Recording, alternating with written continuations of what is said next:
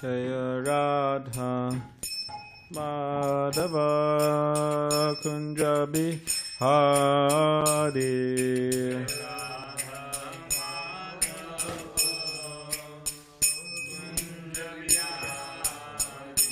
Jaya Radha Madhava Kunja Bihari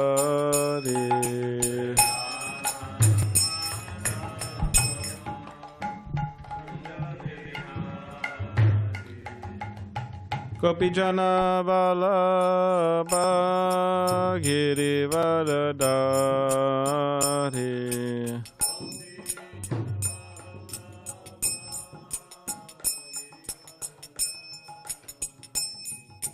Gopijana Vallabha Girivaradhari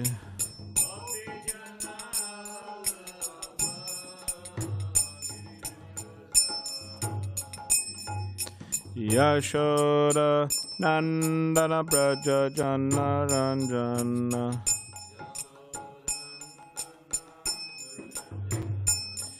Yashoda Nandana Braja Jana Ranjana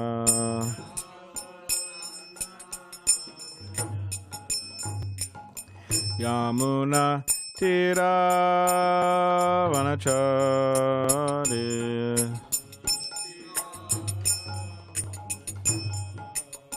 Yamuna Tira Vanachari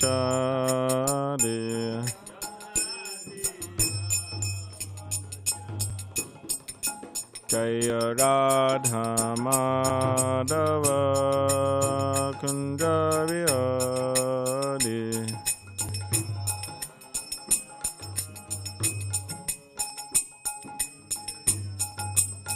Jaya Radha Madhava Kunja Bihari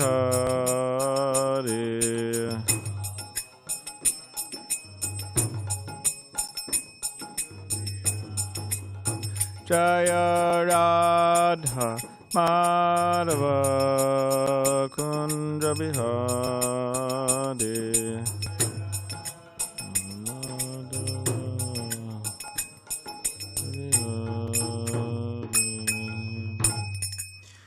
Vishnupada Paramahamsa Parivajagacharya Ashtotara Shatashisha His Divine Grace A.C. Bhaktivedanta Swami Prabhupada Ki Jai Charam Vishnupada Paramahamsa Parivajagacharya Ashtotara Shatashisha His Divine Grace A.C. Bhaktivedanta Swami Prabhupada Ki Jai Ananta Koti Vaishnava Ki Jai Grantaraj Srimad Bhagavatam Ki Jai All glories to the assembled devotees All glories to the assembled devotees All glories to the assembled devotees Glories to Shri Guru and Shri Gauranga Om Namo Bhagavate Vasudevaya Om Namo Bhagavate Vasudevaya Om Namo Bhagavate Vasudevaya Seventh Canto, The Science of God, Chapter 11, Perfect Society for Social Classes, Text 35. Yasya yo lakshanam proktam pumso varnabhivyanjakam yad anyatrapi drishyeta tat tanaiva Vinirdishat Yasya Lakshanam Proktam Pumso Varna Bhivyanjakam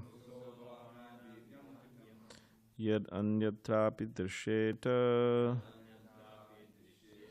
Tat Tenaiva Vinirdishat Yasya Lakshanam Proktam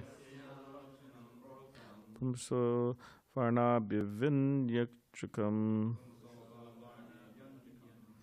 Yad Anyatrapi Dashyeta Tat Tenaiva Vinirdishat Yasya ya lakshanam proktam pumso varna bhivyanjakam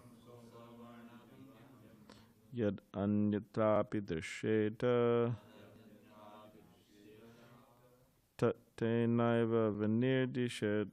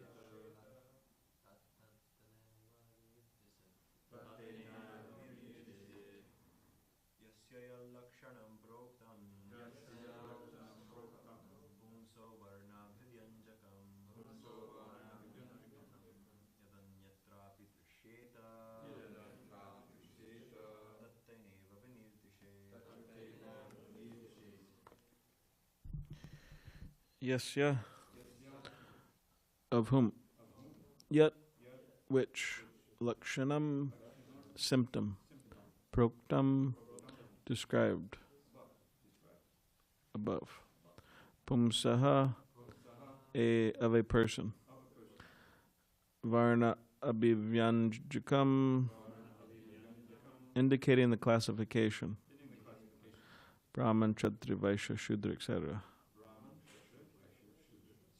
Yet, if, anyatra, elsewhere, api, also, drishyeta, is seen, tat, that, tena, by that symptom, eva, certainly, vinirdishet, one should designate. Translation and purport by His Divine Grace, A.C. Bhaktivedanta Swami Prabhupada. If one shows the symptoms of being a brāhmaṇa, kṣatriya, vaiśya, or śūdra as described above, even if he has appeared in a different class, he should be accepted according to those symptoms of classification. Purport. Herein it is clearly stated by Nārada Muni that one should not be accepted as a brāhmaṇa, kṣatriya, vaiśya, or śūdra according to birth. For although this is going on now, it is not accepted by the śāstras, as stated in Bhagavad Gita 4.13, Chatur Varnam Maya Shishtam Gunakarma Vibhagashaha. Thus the four divisions of society, brāhmaṇa, kṣatriya, vaiśya, and śūdra, are to be ascertained according to qualities and activities. If one was born in a brāhmaṇa family and has acquired the brahmanical qualifications, he is to be accepted as a brāhmaṇa. Otherwise, he should be considered a brahmabandhu. Similarly, if a śūdra acquires the qualities of a brāhmaṇa, although he was born in a śūdra family, he is not a śūdra because he has developed the qualities of a brāhmaṇa. He should be accepted as a brāhmaṇa. The Krishna consciousness movement is meant to develop these brahmanical qualities, regardless of the community in which one was born. If one develops the qualities of a brāhmaṇa, he should be accepted as a brāhmaṇa. And he then may be offered the order of sannyas. Unless one is qualified in terms of the brahmanical symptoms, one cannot take sannyas. In designating a person a brāhmaṇa, kṣatriya, vaiśya, or śūdra, birth is not the essential symptom. This understanding is very important. Herein, Nārada Muni distinctly says that one may be accepted according to the caste of his birth if he has the corresponding qualifications, but otherwise he should not. One who has attained the qualifications of a brāhmaṇa, regardless of where he was born, should be accepted as a brāhmaṇa. Similarly, if one has developed the qualities of a śūdra or a chandala, regardless of where he was born, he should be accepted in terms of those symptoms. Thus, and the Bhaktivedanta purports of the 7th canto, 11th chapter of the Srimad Bhagavatam, entitled The Perfect Society for Social Classes. Hare Krishna. Om Jnana Timirandasya Gananjana Shavakaya Chakshulanmaditam Mena Tasmai Shri Gurave Namaha Mukam Karitavachalam Pangam Langate Girinya Kripatamaham Vande Shri Gurandinitaranam Vanchakabdribhishta Kripa Sindhubi Vacha Patitanam Pavanebhyo Vaishnavebhyo Namo Namaha. Jai Shri Krishna Chaitanya Prabhu Nityananda Shri Advaita Gadadhar Shivasari Gaur Bhaktavrinda. Hare Krishna Krishna Krishna Hare Hare, Hare Rama Rama Rama Hare Hare. Okay, translation. Again. If one shows the symptoms of being a brāhmaṇa, kṣatriya, vaiśya, or śūdra as described above, even if he has appeared in a different class, he should be accepted according to those symptoms of classification.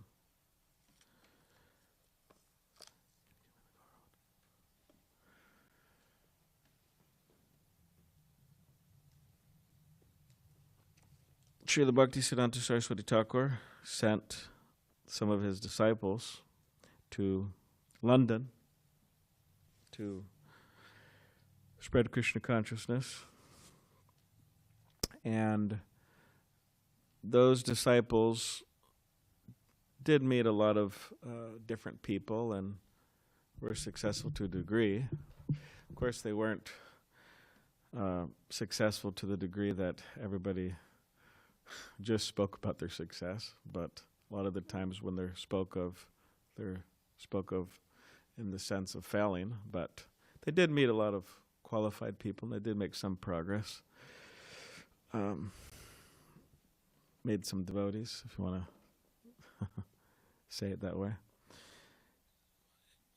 They met many lords and ladies, and one of those particular lords, Marquis Zetlin, Lord Zetlin, famously they met him, and apparently he wanted to know what it took to become a Brahmin, and he wanted to be a Brahmin.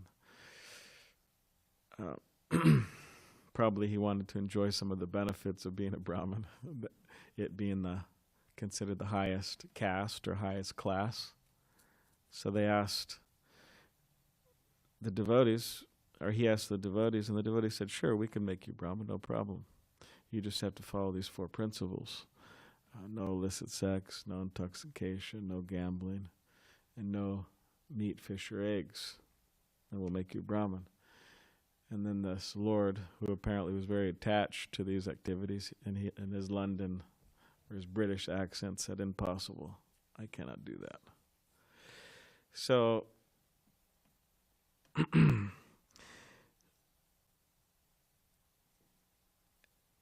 so we see that people are very attached to these sinful principles, illicit sex, intoxication, gambling, and meat eating, and a lot of these, and many people, for many people, these activities constitute the reason of their existence, or the reason they exist. They live for these things, just like go anywhere, any famous tourist destination of the world, and you could see that these activities are very prominent.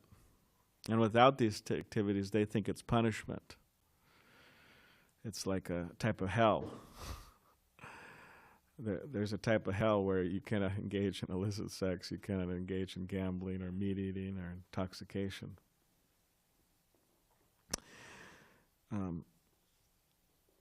Srila Prabhupada one time saw a billboard in Los Angeles, and the billboard read, "Is there sex after death?" And Srila Prabhupada commented on it in a class, and he said, "Yes, this is what the karmis are thinking, is there sex after death?" And then they think that, if there's sex after death, we don't mind dying. because that's one of the main principles they live for. And Srila Prabhupada went on to explain that yes, there is sex after death, right? Life after life after life after life, in the cycle of birth and death. But there's also other things: birth, death, old age, disease. All of these different principles are there. So for someone to come to the point of actually following these principles, 4 principles, and chanting at least 16 rounds, and trying to live a life governed by the mode of goodness, it's quite a rare person who actually who could just even have preliminary interest in such a thing. And of course, there's many people who try also. There's many people who try. The Srimad Bhagavatam talks about this in the 3rd canto. Lord Kapila talks about this. Movements of the living entities. That a person, they come in contact with the devotees of Krishna, or they come in contact with spiritually advanced persons, and they try to follow the principles of a brāhmaṇa. They try to follow the 4 principles. They try to be God conscious and so on. They may get initiated or whatever. They really try to follow. But due to misfortune, due to bad association, it's actually quite interesting, because in this age of Kali, it's very easy to become insane. It's just, it could happen really quick also. Like you see people that come to the Krishna lounge, and the guy is relatively sane, but just, he loses his job, he's living in his car, he can't be as clean as he used to be, lets his nails grow, lets his hair grow, his car's dirty, starts taking intoxication, starts associating with insane people on the internet. Much of the internet's just absolutely insane. Rajasic, tamasic. And before you know it, you see him on the boardwalk screaming to himself, or singing some song while he's completely intoxicated and just losing his mind. But it's very easy. I mean, it can happen fast. It's very interesting how fast degradation could take place. And we see that sometimes. I'm not sure if some of you have seen that, but we see that sometimes in the lives of devotees, in the lives of other people, how they're going fine, and then they just really go deep into some heavy darkness. So Kapila Dev says that the person associates with the devotees of the Lord, and then, due to unfortunate circumstances, bad association, motive, ignorance, they start feeling attraction to associating with, Srila Prabhupada translates it as the monkey-like karmis,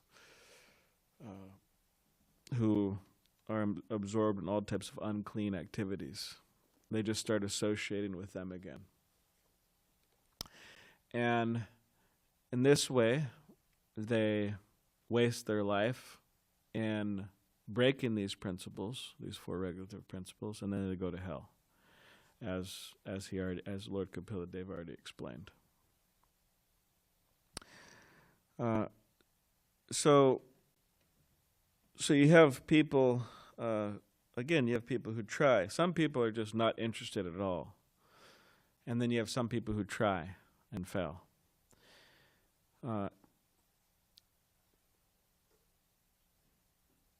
And then you have people who try and are successful. They try and they fail and they fail and they try and they try and they fail, and then eventually they're successful.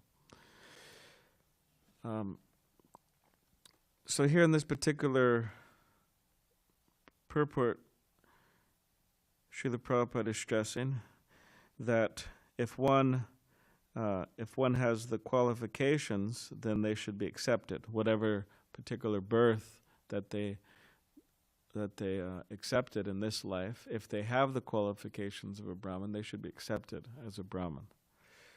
And if someone is born in a Brahmin family but doesn't have the qualifications of a Brahmin, then they should be considered a Brahmin. They should be considered a Brahma Bandhu, a friend of a Brahmin. Not exactly a Brahmin. So one thing that's going on in the world is that sometimes people, they want the benefit of a particular position without having the qualification. There's a lot of benefits in taking positions in the world.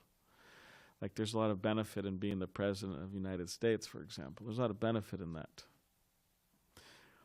Or there's a lot of benefit in being in some other governmental positions. Or if you look at it, and if you look at taking positions in the religious world, there may be considered to be a lot of benefits. If you look at the disease of narcissism, people really absorbed in themselves, which is a very increasing a disease that is increasing over the world. To accept the position of a guru is a great role for a narcissist. All right, here we go. Keep it coming. Keep on taking the pictures, keep on taking the videos, keep on, yeah, let's hear those offerings. Yeah, yeah, sure, bow down some more. Keep it going. It's a terrible, but it's a perfect role for a narcissist. But to accept the position of a guru or accept the position of a leader without getting free of even a little bit of that tendency, without expunging that tendency completely, then it could be quite problematic. Because eventually a person's nature comes out anyways. Just like Srila Prabhu would say, you put a dog on a throne, and then you throw dogs there on a throne, and then you throw a bone, and the dog will jump off. The nature will come out. He can't restrict himself. So eventually our nature will come out. So we have to be careful that we do not accept positions on the basis of just enjoying the benefits without worrying about us being qualified. Maybe it didn't sound very clear, but we have to be careful about that. That, okay, yes, I want to become a guru, I want to become a GBC, I want to become a temple president, I want to become a this or that, whatever it may be. I want to become a householder, I want to become a brahmachari, I want to become whatever. Just to enjoy the benefits of that particular position without really worrying about our qualification. In other words, who cares about our qualification? Let me just enjoy the benefits. That's really bad. Because, again, I seem to be mentioning lately, problems in religion. One of the problems in the religious world is that people do this all the time. They accept the position of a priest, they accept the position of a leader of a church, or whatever, a temple or mosque or synagogue, but they do not really have the qualifications, nor are they really interested. That's the biggest problem. Nor are they really interested in being qualified. They just think, okay, great, now I'm in this position and I have some control over people, and I have some finances at my fingertips, whatever.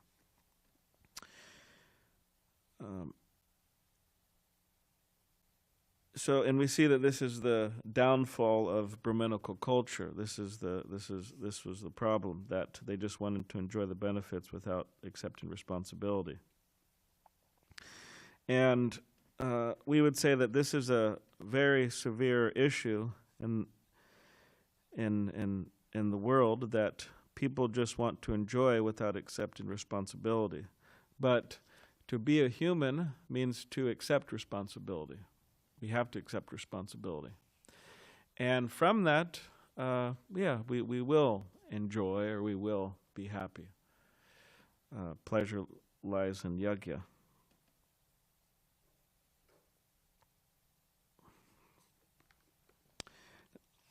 Now, if we look at this idea of people wanting to become a brāhmaṇa or wanting to accept some position, or we could say wanting to be like someone else, if we want to look at it in terms of like that, in those terms.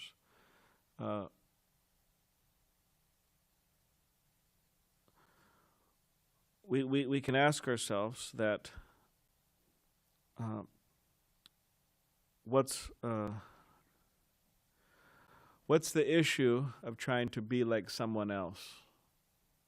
That ultimately we're really not like that person. What's the issue in that? What do you think, Sankarshan?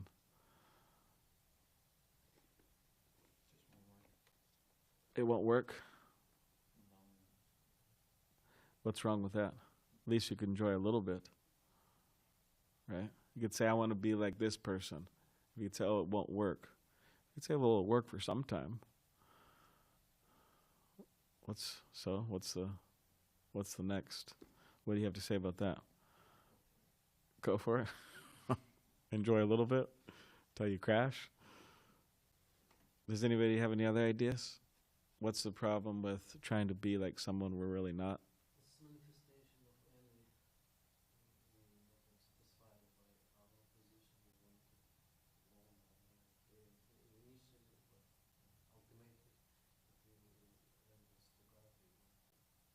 It's manifestation of envy. So it's a manifestation of envy because there's some conception, maybe socially speaking, that, oh, this is a great position, and really I'm not qualified for that position by my nature or ultimately, but I want to accept that position because it's respectable in society, and I want to be respected in society and appreciated, and you're saying that's envy because ultimately we're trying to be the greatest or great in certain ways. Is that what you're saying? Yeah. Any other ideas?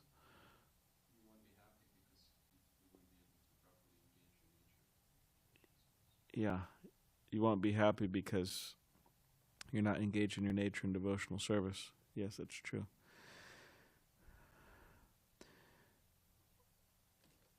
Yeah, just like for someone to accept sannyas, Srila Prabhupada talks about accepting sannyas, that terrible thing, right? That terrible order that everybody's trying to avoid. Or you have some people trying to accept it who are, anyways. But when we talk about sannyas, I mean, if somebody accepts that order, but it's not really according to their nature, it's like punishment, actually. It's terrible. It's just they're going to suffer because it's not in their nature.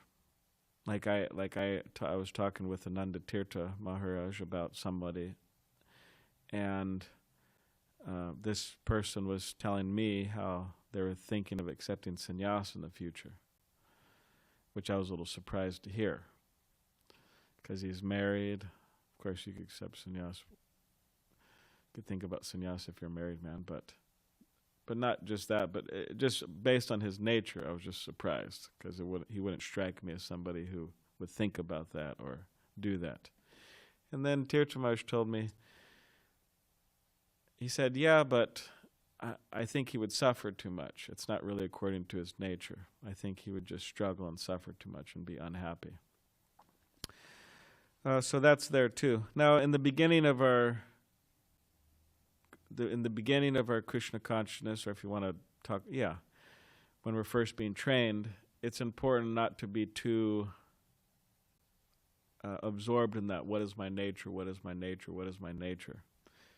If there's a big festival and the temple commander comes to you and he says, Prabhu, can you please help washing the pots?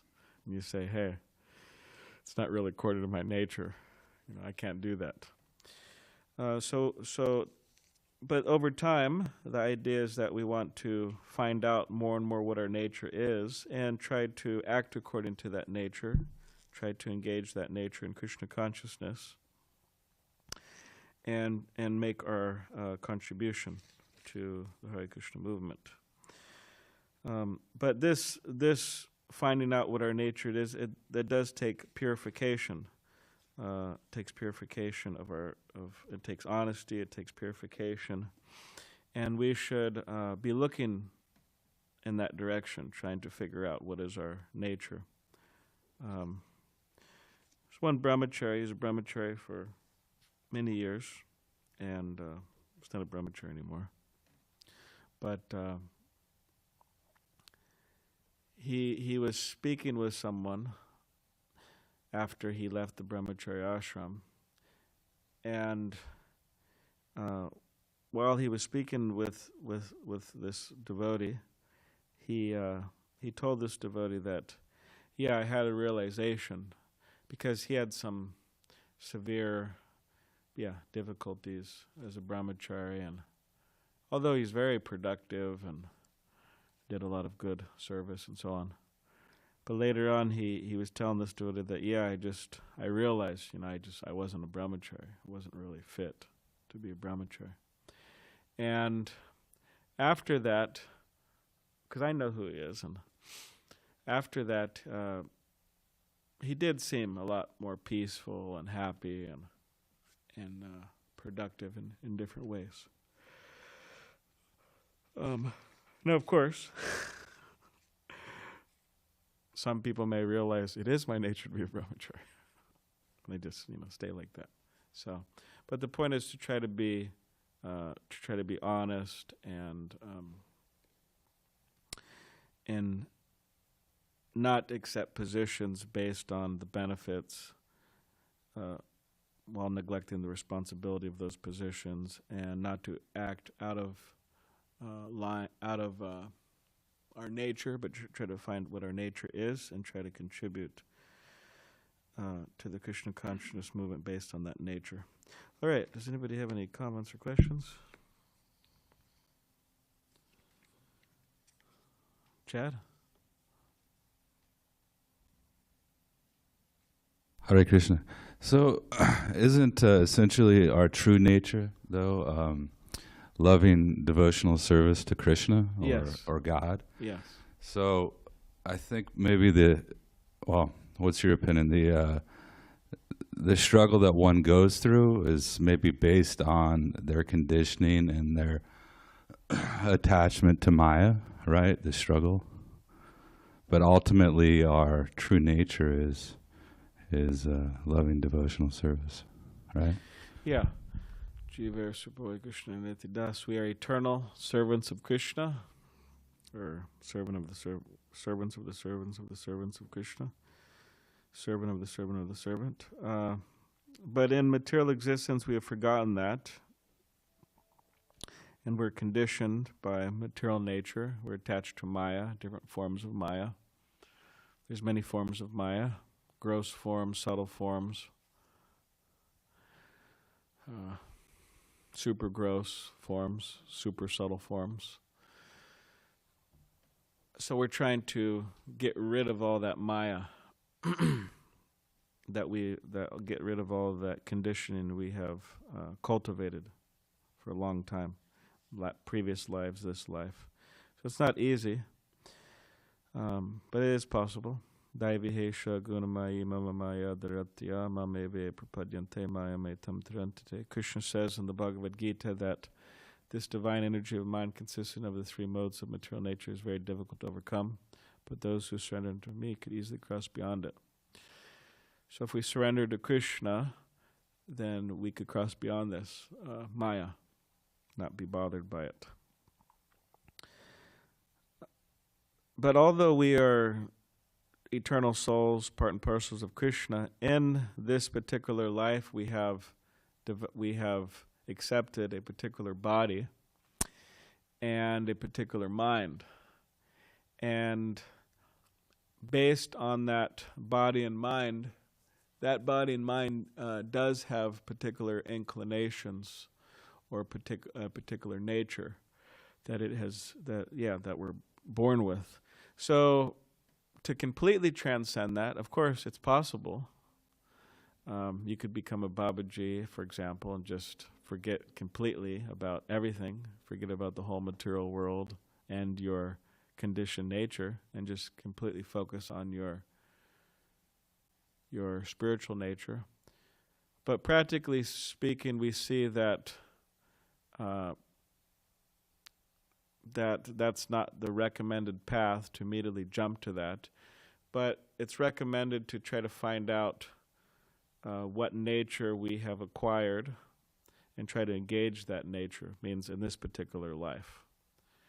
So, for example, someone may be very skilled at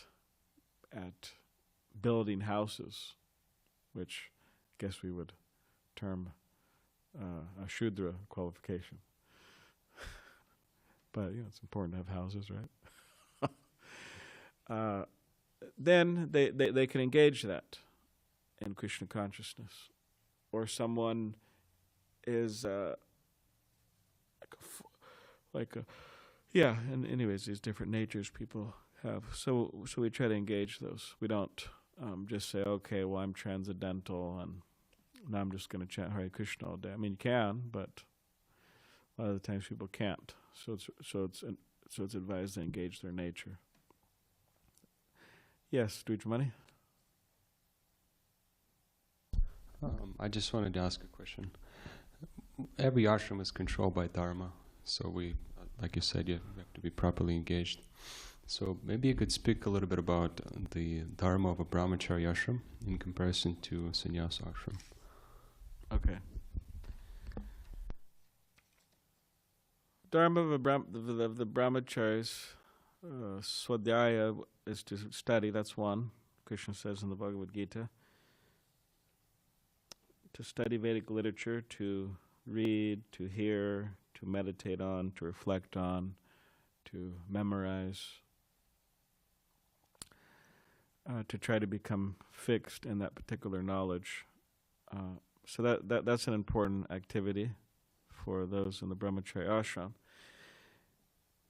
And the brahmacharya ashram is, nowadays and traditionally a place of training. People are trained how to do selfless service, how to control their mind and senses, how to get along with people, how to, so many things. We're trained, Vaishnava etiquette, culture. That's the idea. It's the role of a student.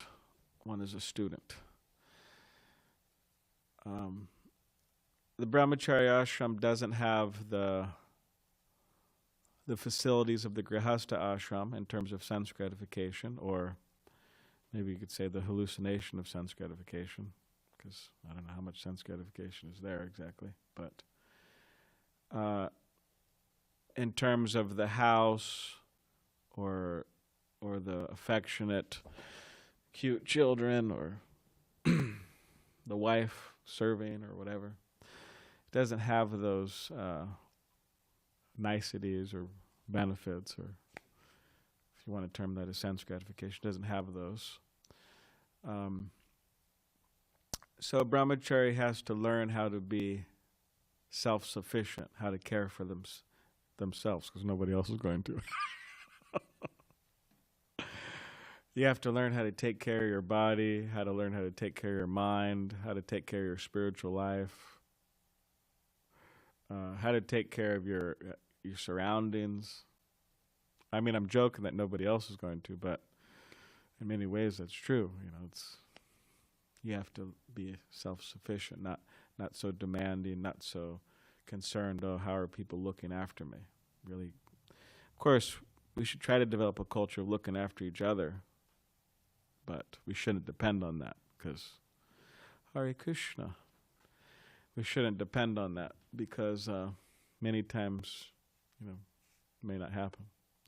So And then the brahmachari ashram doesn't have the responsibility of the sannyas ashram, and that they are not being seen as main leaders of society, that everyone has to analyze their every step and movement and words.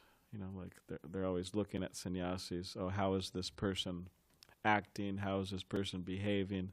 Chaitanya Mahaprabhu says that a small fault in the life of a sannyasi is magnified just like the examples of like an ink spot on a white dhoti. Like if Ramapati Prabhu's wearing a white dhoti, if there's a black ink spot there, you'll be sure to see it. And the sannyasi, he's in the public eye and becomes, everybody talks. So you have the demand of that as a sannyasi, and a lot of people are wanting your time and energy.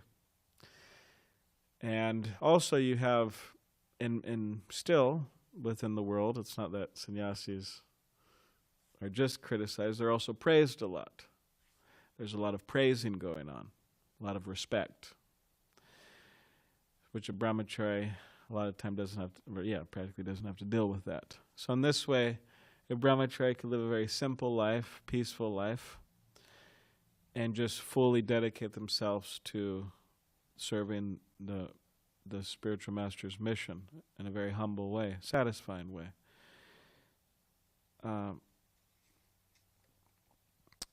So there are some differences in that the brahmachari is a student, considered to be training, and a lot more humble of a position, if you want to see it in that way. Whereas sannyasi is considered a teacher, leader, preacher, somebody that is supposed to be a very good example, and in many people's minds a perfect example. So, yeah. Are there any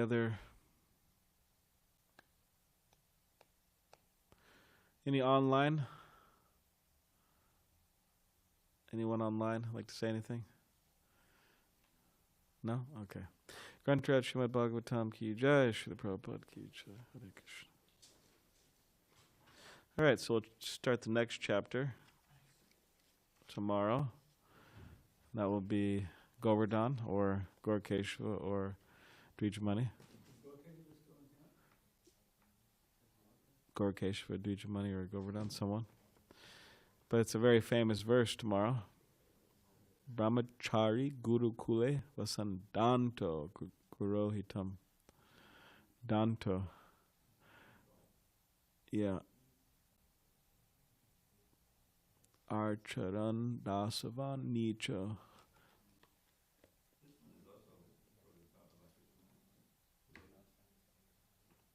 Dasavat, very humbly, Prabhupada translates. You know what else he says about it? You know what he says about it? Kundacharna? Srila Prabhupada. You know he translates Dasavat, very humbly, like a slave.